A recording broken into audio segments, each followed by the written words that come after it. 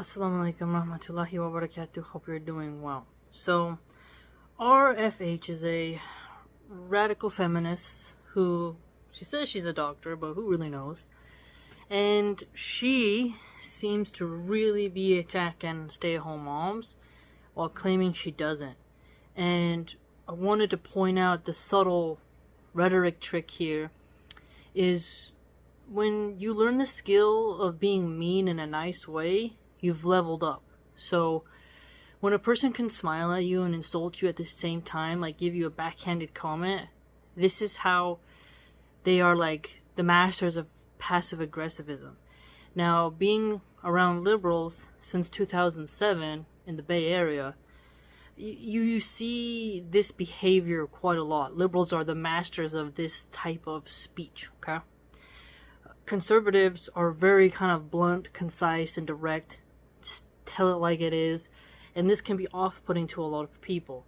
But the way a liberal will insult you or try to put an idea there is almost like they kind of go in a loop. They'll go over here, they'll go over there, but you can see their core idea of what they're getting at, right?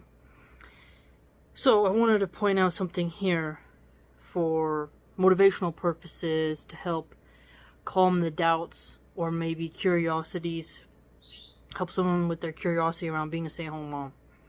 Okay? And one of the things she said is housework is never ending and isolating. So she framed being a silly little cog in the machine as more mentally stimulating and rewarding than being at home with your children, where you have way more freedom to do what you want. Now I want to point something out here. Housework is never ending. Even if you have a job, you still have housework. So that's like, why even bring that up? The thing I want a lot of women to remember is that you can put on podcasts. If you have a smart TV, you can literally put on a gaming thing on your TV a cooking thing, a bushcraft, anything you want on your big screen or just on your phone. Okay, you can have, that is what I do. Literally why I do stuff. I'll put on something long form, whether it's religious, political, historical, or just someone vlogging their touring of Italy or something. I will have that on as background stuff. We have that now in our time, okay? So you're not unstimulated. If you're just doing things in silence, you can have inner dialogue. Sometimes if I put on the sounds of the ocean as white noise and I just want to rehash an idea, expand upon an idea or a project or something like that, or I'll do that. If you have Bluetooth, you can call somebody as you do in your chores. So you're not isolated. You literally can just pick up your damn phone, connect the Bluetooth, and hi, how are you? Oh, I'm just doing stuff, and call anyone you want, right? Just because you can't text because you have to use your hands doesn't mean you're isolated. Okay? So her framing is already dishonest, because regardless of you working, you're gonna have housework that doesn't end because things get dirty. The amount of time I'm in the kitchen a day is probably a lot. Everything's clean. Now I need to cook. Everyone eats. Clean up. Okay, snack time. Time to prepare for dinner. That's just the way it is, but it's only that way for a little while. When your children are tiny, they need you to make more food and stuff. When they get older and you have an empty nest, you'll be wanting your grandchildren to come over and have something to do, right? Sitting in an old folks' home where you go to the cafeteria or someone brings you food, at least you would at least hope in your mind that you would miss doing some type of chores. Let me give you an example. I used to have to do the yard work for my grandparents. Mowing the lawn, raking the leaves, shoveling the snow, okay? And at first I would get angry. Now that I'm older, I think to myself, I kind of miss the smell of the fresh cut grass and having to lift it and dump it and the smell of the wet leaves on the ground. It was like doing some type of hard job, because my grandfather had these huge trees. They were so beautiful. A couple of them got some type of bugs that ate them from the inside, so he had to cut some down. But he had quite a large trees, and so they would dump their leaves, and I'd have to bag them up myself, you know. And that was something that benefited me, because it taught me, like, okay, I need to start from this end and work my way. Like, I had to be smart. I couldn't just start here, then start there, and bounce around like Swiss cheese holes. I had to do it methodologically, okay?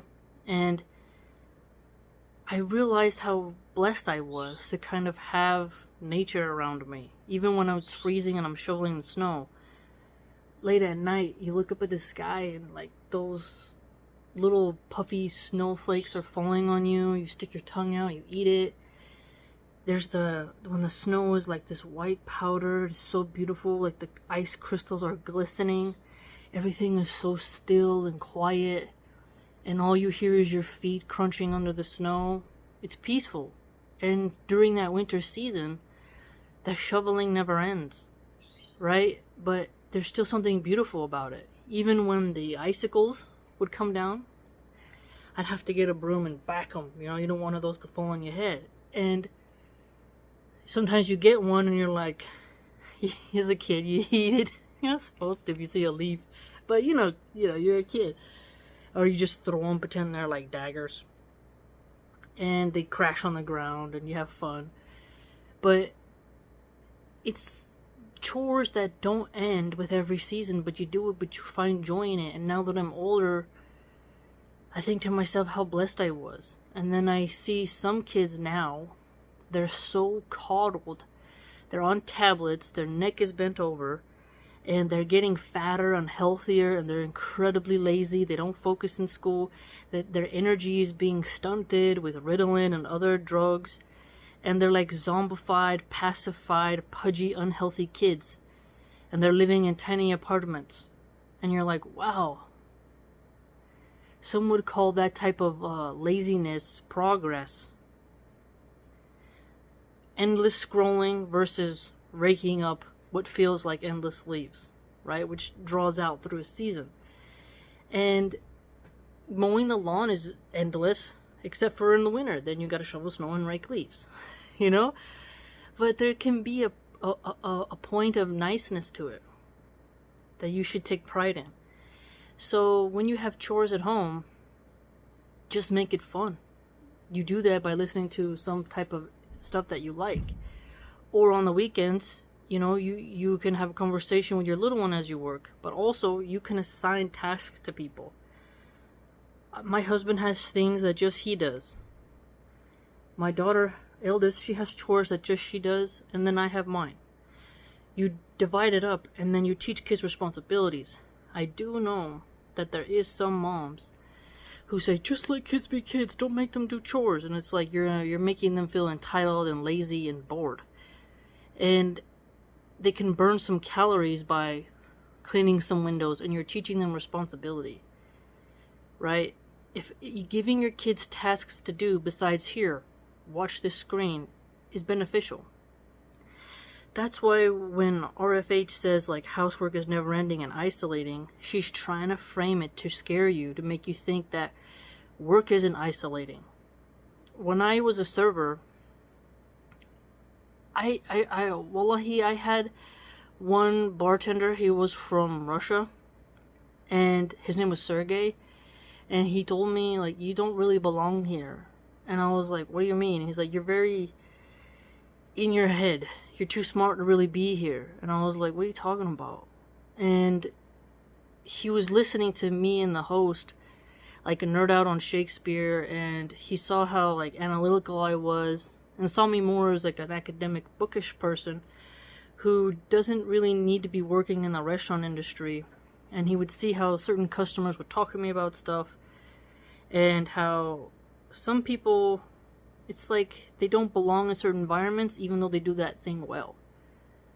And I really got what he meant. It was one of the most revealing compliments of my life, because it shows you that saying of, you're in the wrong room, and you need to make sure you get in the right room, even if you feel comfortable in that room, right? You gotta go where the birds of a feather flock together. And that's one reason why I do miss some of my political science and philosophy classmates who've all moved away, and they went on to do their life. But those moments where you're like vibing with someone who likes what you like and they're into what you like, and you don't need to explain or worry, it's very relaxing. In the restaurant industry, I would be thinking about all kinds of stuff. I even had the Pocket Buddha book. Stick it in my apron. It's a tiny books. You could buy those in the bookstore. Like, they're all mini stuff. Like, kind of like, remember my sealed nectar book is small?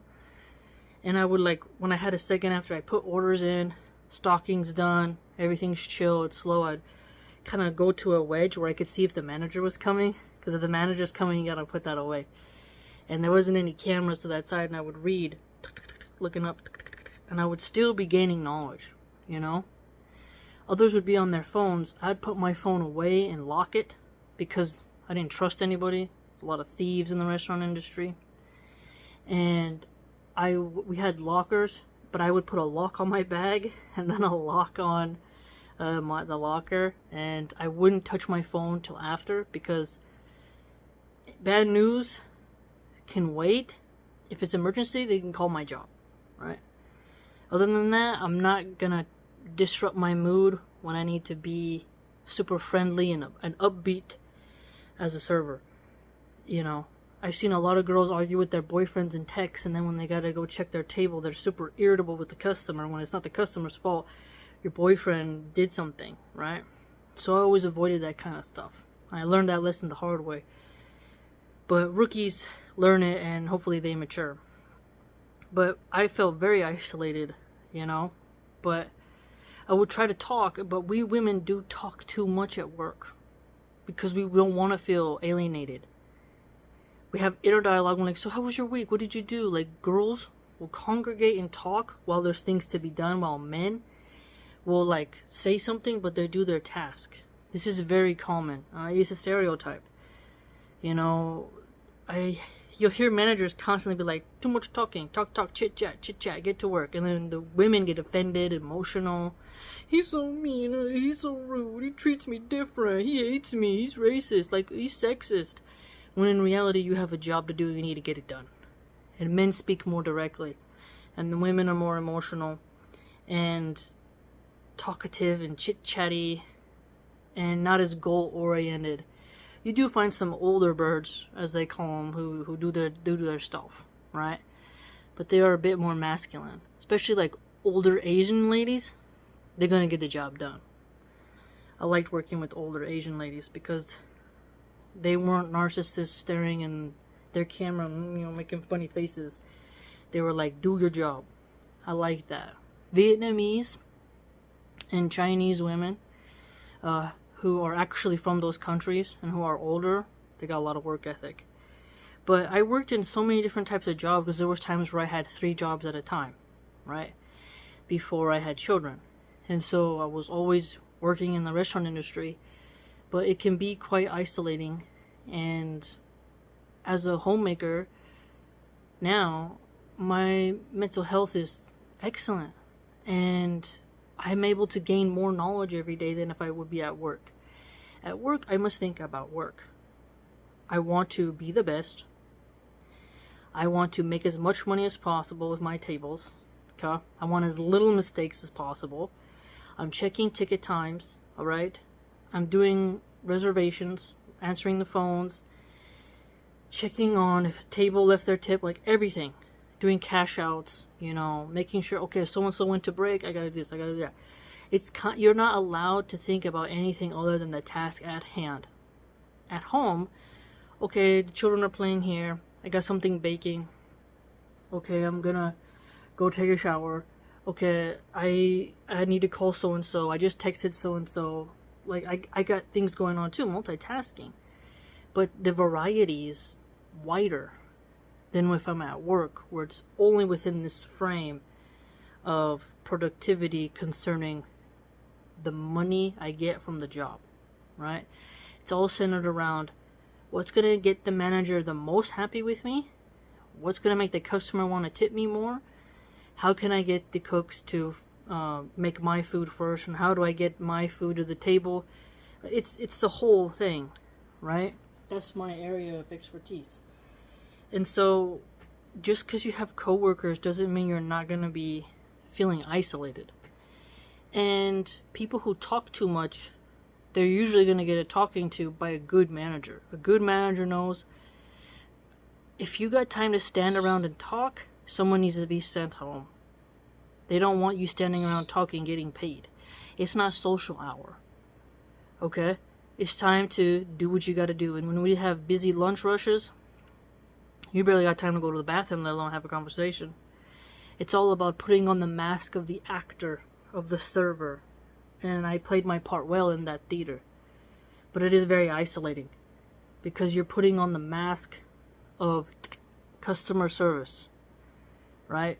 Bosses come in, you're working directly with the owner. Let's pump it, let's go. You know? The feminine, slow, catty, chit-chatty energy has to go. You do have to adopt the more masculine side of your femininity as a woman and get the job done. Can't be crying over in the corner, having panic attacks, having anxiety attacks. Can't go outside for no cigarette. I don't smoke, but you get my point. It's time to grind, okay? And if you can't put up, shut up, and go home, hand in your apron, get out. There's too many people wanting a job, okay? That's why I'm so goal-oriented, and I'm able to handle multiple things at the same time. Spinning many plates. So I reject how she argues that you don't get stimulation from being at home. I can literally watch like some cooking thing while I'm stretching, doing exercise, right? It's on the big screen.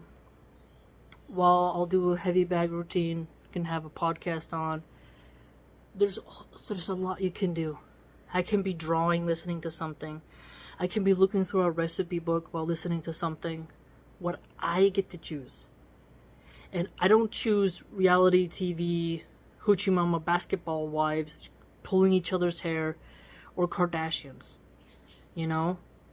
It's something that I'm just going to gain knowledge and help me become a better person and to have intelligent, wise conversations with my children. And while my oldest is studying Hadith, I'll be playing with the baby and have something on. And then something will be boiling or simmering, you name it. So, multitasking is occurring. And it's stimulating. Moms actually get overstimulated, you hear. And how they have to like, whoo, during nap time to calm down. It's because their brains are like going. So this chick, RFH, contending that it's monotonous is not fully accurate in my opinion. Further, farm kids are put to do chores right away, and this is excellent for them. You know? When you have an apartment, you need to figure out tasks for your kid to do that may seem stupid to you, but it's important for them to have responsibilities. Sanitize the door handles, right? Dust the blinds. Do dusting. You know, you simply just get a wet cloth, a little bit of soap, or whatever you use, feather duster, Swiffer sweeper, whatever, and just do some dusting, polishing up. Organize the shoes, sweep the kitchen. You know, get the Lysol sanitizer spray that has the Clorox bleach and spray down the trash can on the outside, right? Organize the fridge better. Is there anything that's expired? Let's toss it out, right? There's tasks you can give your kid to keep them entertained and gaining knowledge and life skills. That's your job as a mom. I used to do like flashcards with my little one. I mean, there's so much you can do. So she's just not framing it in an honest way. Okay? And the fact that some people neglect how a smartphone, basically the internet, can make so many things less boring if you use it right, surprises me. Because I would watch cooking videos, which I love, ASMR cooking, so it's just a chef doing their fantastic finessed presentations and preparations. I would learn how they would break down different fish, how they prepare different sauces. And it's like 3:30 a.m. and I'm nursing the baby. Everyone's sound asleep. Volume's on low. I'm in my comfy chair. Got the breastfeeding pillow and the tripod. Put the phone there. Turn the contrast down, obviously. Not too low, but you get my point. Not super like bright in my face, because then it's harder to fall back asleep. But gaining knowledge, even at 3:30 in the morning while breastfeeding.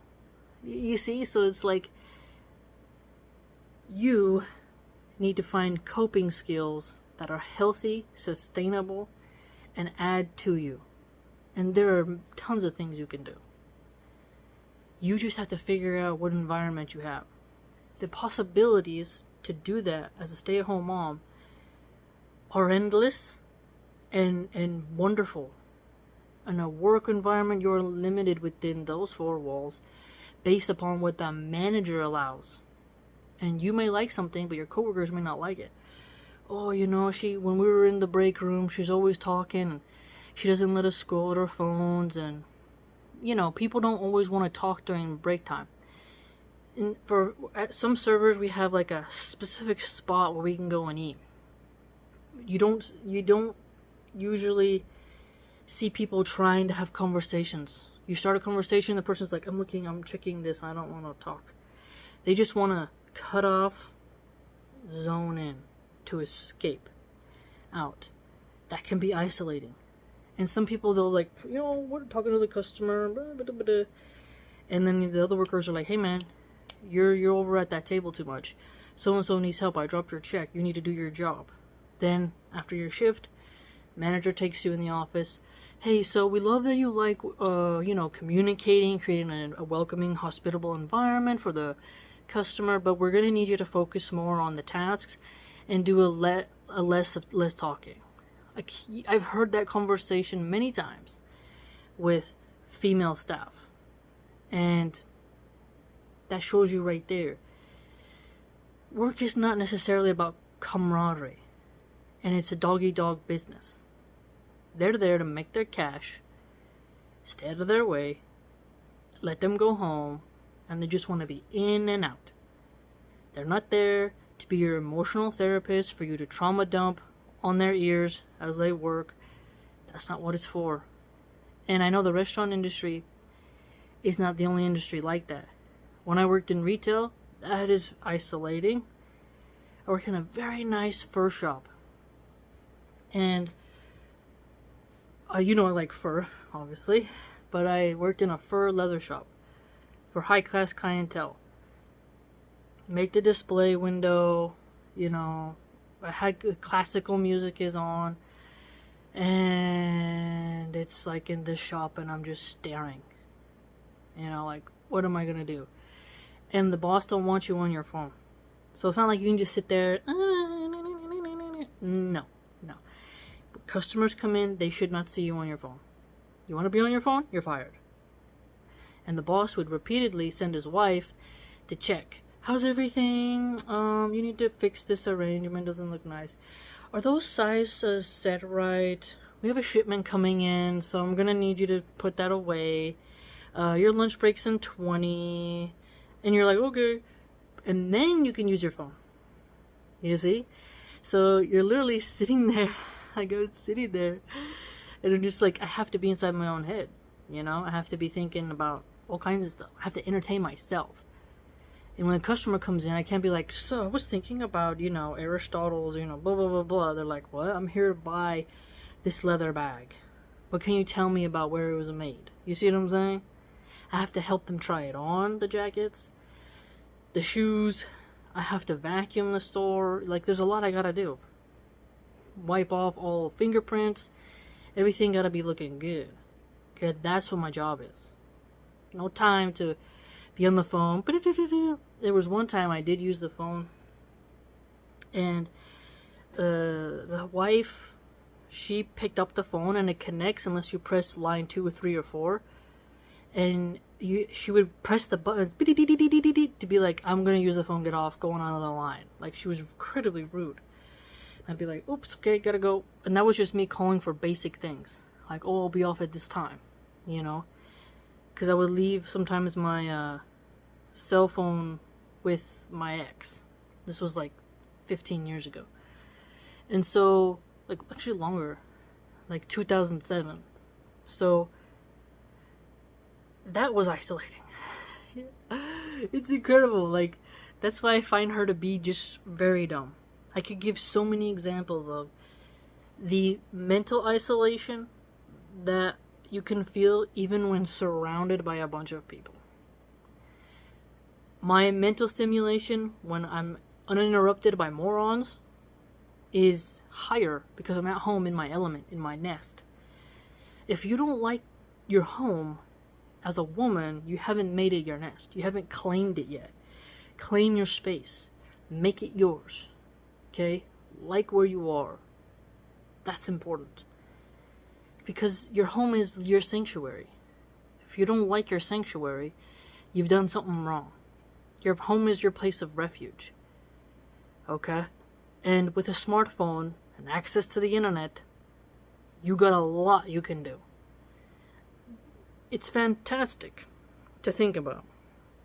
Let me know what you think. I'm sure there's women out there who have done both. Worked and then been a stay-at-home mom, and you can see the different worlds. Right? Talking to people is overrated because you're having small talk. And if you start to get into real conversations, the people usually get pissed off at you and don't want to talk to you anymore. That happens to me constantly. Like, so how are you? Yes, I'm good. So what did you think about this? And then the conversation goes on, and then all of a sudden a disagreement happens, and then they don't like you anymore. So liberals especially, they mirror what you like. They're really fake. Oh yeah, so we're gonna go to Tahoe this weekend. Yeah, it's crazy. Like, we're gonna drive, and we're gonna have the kids with us, and it's gonna be just our special time. And I'm like, oh yeah, I'm gonna go and listen to this podcast. Oh really? So what podcast is it? Oh, just gonna do a little bit of Lex Friedman. Oh yeah, he's really interesting, but I didn't like when he had Kanye on. Oh, I thought it was interesting because Kanye's kind of weird. Oh, really? And all of a sudden, there you go. Here comes the rift. And then next time they see you, the conversation's like, oh, more taboo, because liberals don't want to step on eggshells. They are like LinkedIn clones where they all think about, how can this person increase my status?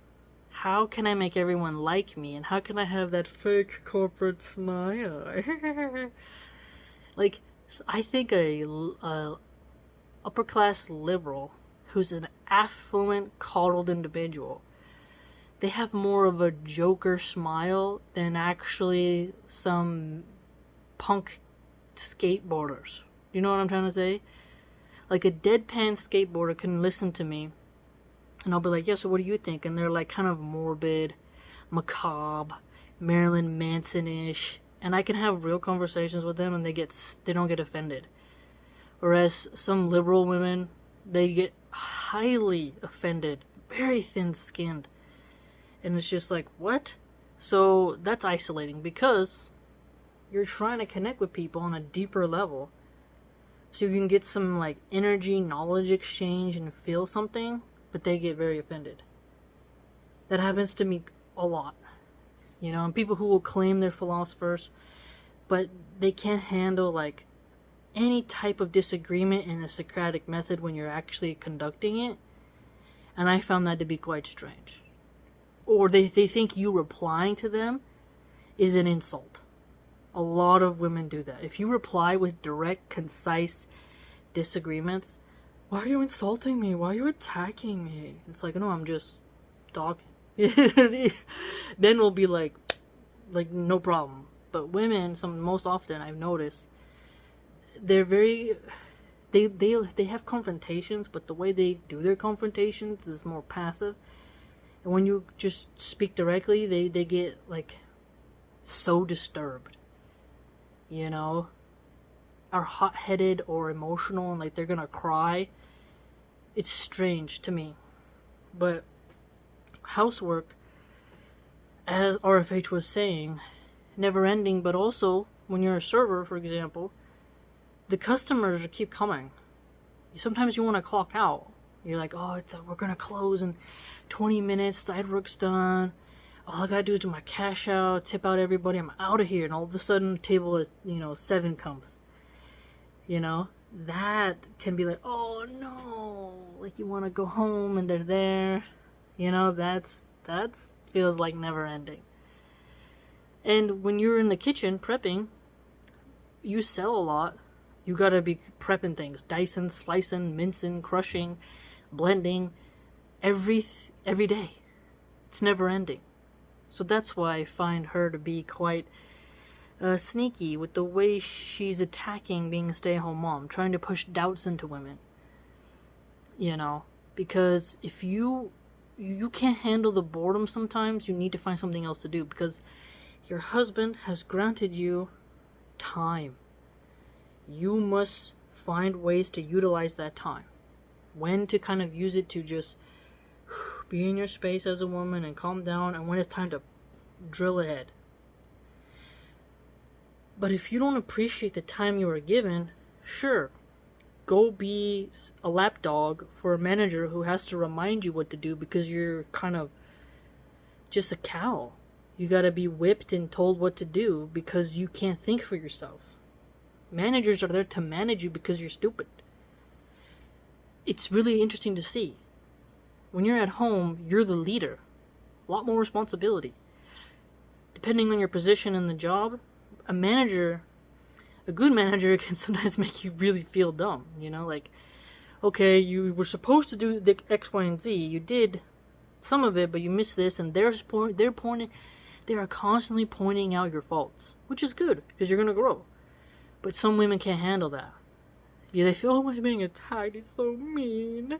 And then they got their little fake eyelashes bubbling up and their mascara's getting wet and their eyeliner is starting to smudge. I gotta go in the bathroom. Fix my makeup, I'll be right back. Can you wash my tables? And you're like, oh man. Wow. Why do I work with women? It's true. Women are way more easily, they'll cry, in the workplace. So women will quit a job because they feel uncomfortable, where men will stick it out. I remember my grandpa used to say, life's a bitch and then you die. He hated his boss, but he did his job. Women, if another coworker is mean to them and they gotta work with that person, I gotta quit my job because Stacy's there. And it's like, she's such a bitch. And it's like, she doesn't even talk to me. She's like, just stares at me. And I swear, one time she was judging me and I looked at her and I just don't feel the vibe. She like ruins it. And I gotta go. Do you know any place that's hiring? And you're like, lady, you're psycho. You're psycho. It's fantastic to think about. Even in some, like, even in the honor society, there would be some women, they wouldn't work on a project with someone if they didn't like that woman's personality. But the men would just do it. It wasn't personal, it was business. They wanted to finish the project. They want to do the goal. They tell each other like it is.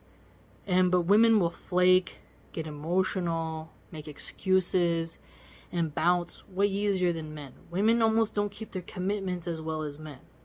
So that can be very isolating as well.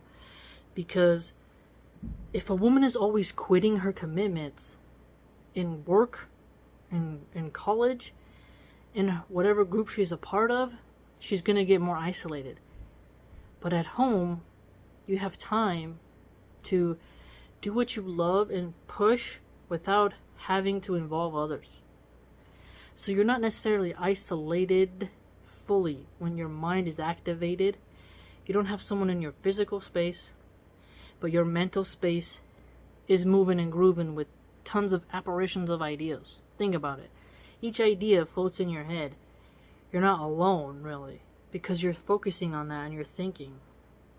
And it's like those ideas are following with you around the house. Think about it. Like, what is the term emotional baggage? Those emotions are with you, right? They change your physical demeanor. If your mind is elevated on knowledge, you can be thinking about something funny, something you wanted to create. What would you do in a certain situation? You can be doing tons of hypotheticals.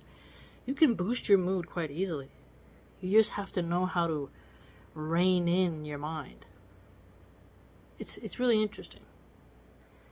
And also, I'm gonna say this: there's social media. You know, I feel I like my Instagram feed. Got pictures of mountains, lots of cooking stuff, horse training, pit bulls. I got all kinds of things I like seeing. And then when I comment on those page, there's people there who are like-minded. You know, so as a stay-at-home mom who's also Muslim, you have a lot of ways to not feel isolated, right? You just have to look for tasks, divvy up chores, and learn how to have thicker skin and be more tolerant of other people's ideas, and learn how to navigate different personalities.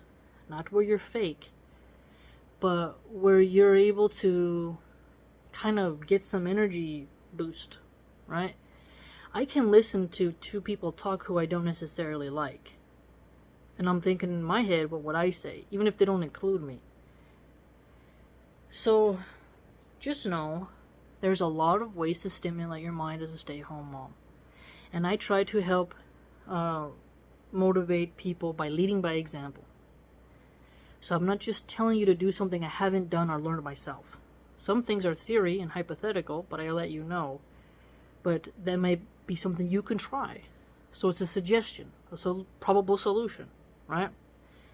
That's why I like my YouTube channels and my social media, because it's something that I add to. I'm pumping out stuff and keeps me busy, entertained, and I gather like minds, and I hope it inspires others to do the same. Right? You're not watching me put a blue eyeshadow on and do duck face, or do an unboxing of a Chanel bag. You know, those people like that, they like that. But I'm talking about philosophy, life, you know, current events, you know, the Second Amendment, Islam, theology, you name it. You never know what I'm going to talk about next. Could be some gaming, you know. I have quite a few of my own gaming videos on this channel. So I have basically I'm multifaceted. And that allows the door to be open for many conversations and stimulations, right? You gotta be like that octopus. You gotta have many arms. But you're gonna put your tentacles around.